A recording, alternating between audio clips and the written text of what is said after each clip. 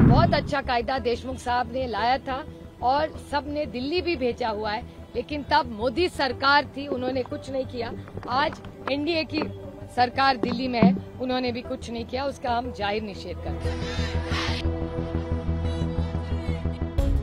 करके मैं एकनाथ जी शिंदे को मैं गुजारिश करूंगा कि उन्होंने इसकी पहल करके केंद्र शासन से ये शक्ति कायदा मंजूर कर लेना चाहिए।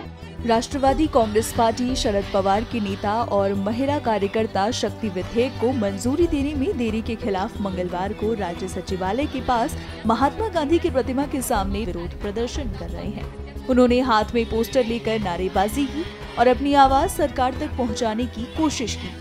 एनसीपी एससीपी सांसद सुप्रिया सुले और राष्ट्रवादी कांग्रेस पार्टी शरद पवार के नेता और पूर्व गृह मंत्री अनिल देशमुख मांग कर रहे हैं कि महाराष्ट्र विधानसभा द्वारा पारित शक्ति विधेयक को मंजूरी दी जाए, जिसमें बलात्कारियों के लिए मृत्यु दंड का प्रावधान है।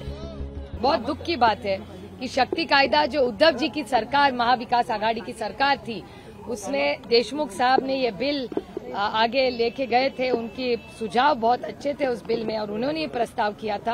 और उसके बाद बंटी पाटिल जी कांग्रेस के वरिष्ठ नेता और मंत्री थे, इनके मिनिस्टर ऑफ स्टेट थे, तो सब ने मिलकर यह शक्ति कायदा लाया था। और सबसे बड़ी बात है कि एकनाथ शिंदे जी जो आज राज्य के मुख्यमंत्री है, वो भी उस कमेटी में थे। तो सबका सलाह लेके ये बहुत अच्छा कायदा देशमुख साहब ने लाया था और सबने दिल्ली भी भेजा हुआ है, लेकिन तब मोदी सरकार थी, उन्होंने कुछ नहीं किया। आज एनडीए की सरकार दिल्ली में है, उन्होंने भी कुछ नहीं किया, उसका हम जाहिर निषेध करते हैं। आप इसको किस तरह से संसद में फॉलो अप करेंगी? मैं खुद देशमुख साहब को विनती करूंगी कि देशमुख साहब अगर सब नेताओं गण को, सारे जो इंडिया अलायंस के नेता है, उनको अगर जब खत लिखे तो जब पार्लियामेंट नवंबर में शुरू होगा तो मैं देशमुख साहब को विनती करूंगी वो दिल्ली आए, सब बड़े नेताओं से हम लोग मिलेंगे। हम पवार साहब को विनती करेंगे कि इंडिया अलायंस की वो मीटिंग बुलाए, सबसे शक्ति कायदा के बारे में बात करे।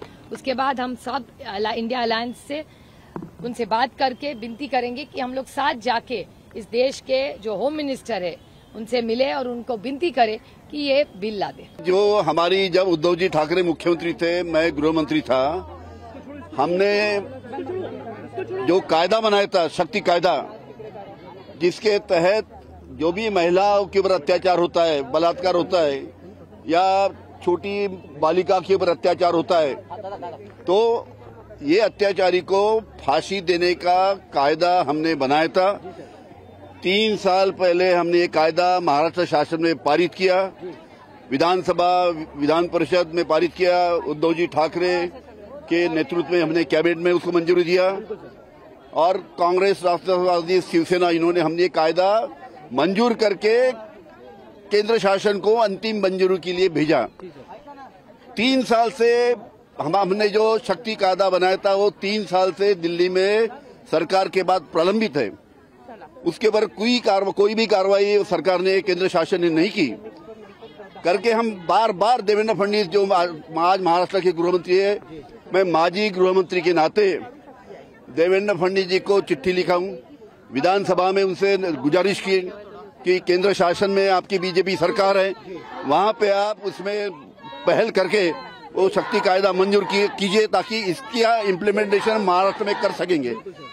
लेकिन देवेंद्र फडणवीस साहब को जोड़ तोड़ की राजनीति से, अपने विरोधियों को ईडी सीबीआई के झूठे इल्जाम में फंसाने से फुर्सत नहीं है।